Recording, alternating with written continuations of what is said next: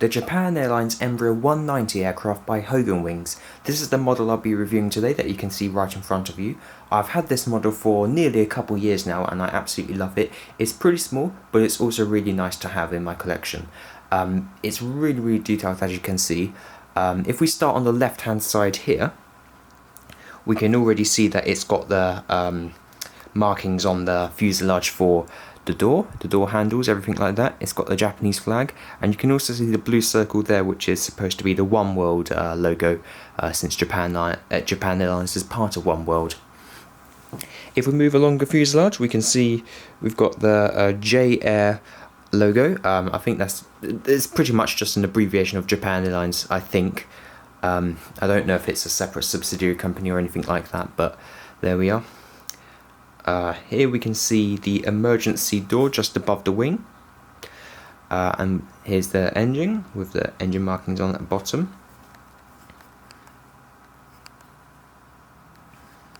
Oh, focus is going, there we are. And if we now move to the back of the aircraft, we can see that it has the rear door and the registration on the fuselage at the back. So there we are, JA241J is the registration. We can also see the Apu exhaust. I believe there's meant to be an Apu exhaust on the Embraer 190. But as you can see, what they've done is they've just coloured a little cone shape in a metallic paint colour at the back.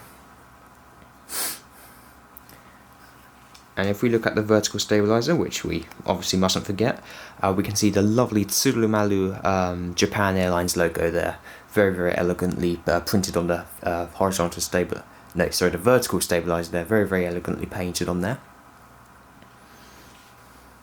And then we can see the other side. So once again, we can see the Japan Airlines logo, the registration, the door. That door looks slightly crooked, or I'm not sure if it's me, but it doesn't look perfectly straight, but never mind. And then, focus is going.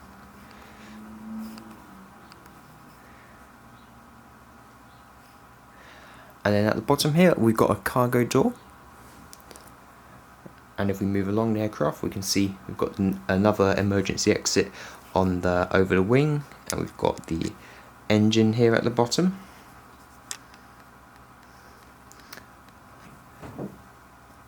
And then once again we have the J-Air logo as well as the Japanese flag, and then the front door.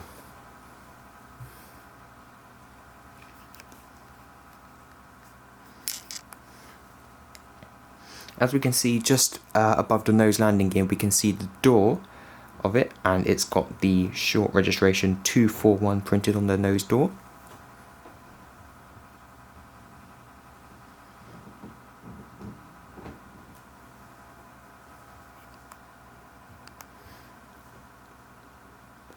And we can see the cockpit windows very nicely printed on there, and there are some windshield wipers as well. Unfortunately, there's no speed sensors or pitot tubes or anything like that, and that's because Hogan Wings don't usually print them on, but if you buy more expensive planes such as Gemini jets or In-Flight 200, then they're often printed on those planes, but not on Hogan usually.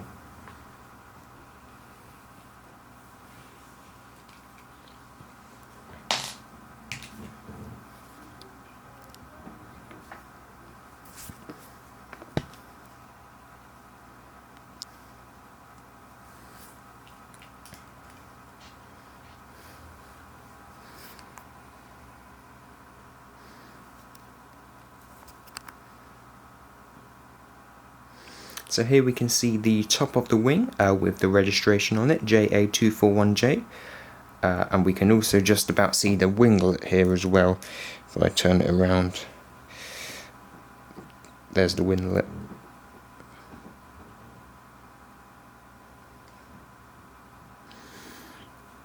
And the other side. The really cool thing is you can just about see the red dot on the end of the wing there. That's meant to represent the light at the very side of the plane. And you can also see just where the wing goes into the fuselage, there's another dot and that's meant to be the headlight, I do believe, so that the pilots can see out the front. Another really cool feature is that we can see that on the engine there are actually these, I don't know what they're called, but I think just miniature little wings attached to the airplane. Small little detail, but I think these help direct the air in a more efficient way around the wing just after the engine, so I think that improves the fuel efficiency of the aircraft, but it's a very nice detail that they've included onto this model.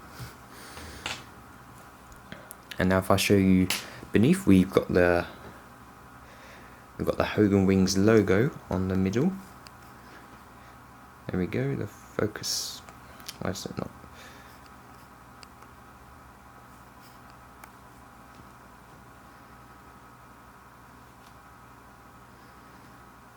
There we go, so we can see the Hogan Wings logo, very nicely printed on there. Obviously it's not on the real plane, but because it's a model, and we can see the landing gears here as well.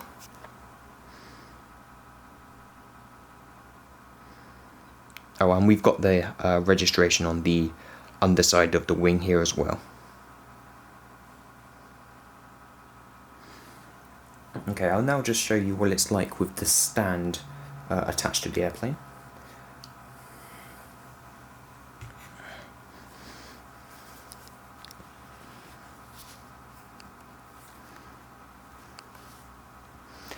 So what Hogan tends to do for some of their models is that the stand actually tilts the airplane, so it's like it's flying in a curve pattern, if that makes sense. So you can see the plane in front of you, but it's sort of tilting towards its left side, rolling left. And they do that for some of their models, but for other models they keep it so it's just completely straight. Tends to be for the Japan Airlines ones, they do tilt it a little bit. And here we can see a side view.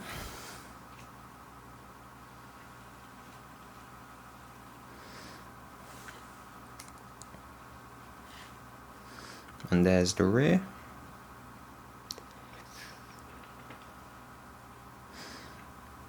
And here's the other side. As you can see, the wing is slightly higher than the fuselage because it's tilted.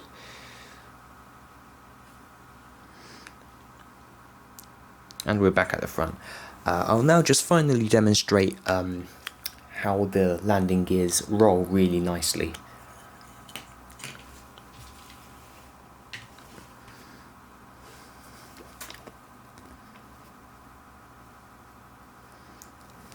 So I've just parked the plane on this piece of paper, and if I was to grab it, it moves backwards and forwards very, very neatly.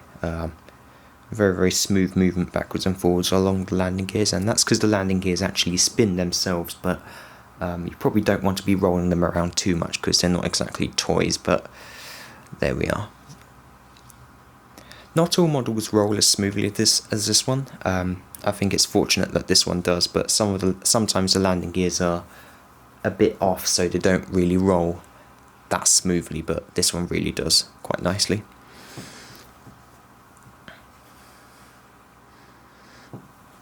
Okay, I think that's all I have to show for this model. Thanks very much for watching. Let me know what you thought of this video in the comments, and leave a like if you want as well, as it does really help. But yeah, have a good day, guys.